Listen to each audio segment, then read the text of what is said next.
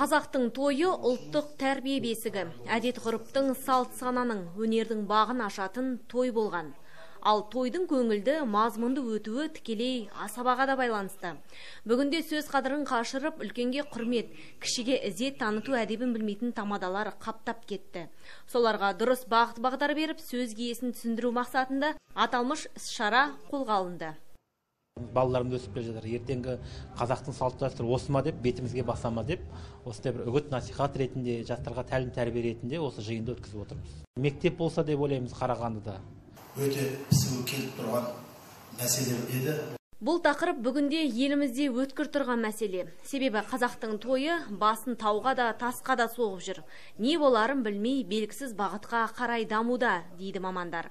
Филология ғылымдарының докторы бұл мәселеге тереңнен үңілу қажеттігін атап өтті. Асабаның айтатын ой пікірі қалың 200, 300, 500 адамға дейін отырған жерде бұл саясаттың да тәрбиенің де құралы.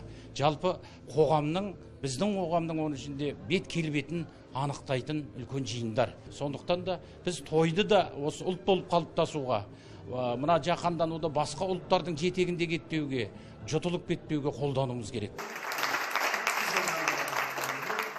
Ал халық қалаулысы Бекзат Алтынбековтің айтуынша, бүгінгі жас асабалардың бетін қақпай, керісінше кітап оқуға шақыруымыз керек дейді. Сондай-ақ жиын барысында ел ағалары қазақ әдебиетін, ондағы проза, поэзия, аңыздарды оқып, саналарына тоқыса, тұңғиықтан тартып шығаратын атап өтті.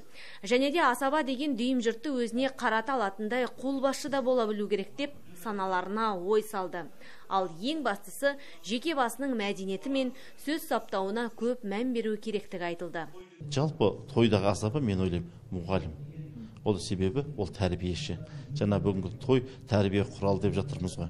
Ал бүгін біз тойдың бетін енді дұрыстап, халықтың нағыз салты мен дәстүріне, халықтық негіз құндылықтарға сай жасайтын болатын болсақ, онда біздің ұлтымыз ұтатыны көп. Сондықтан бұл асабаларға талап та қоюлу керек.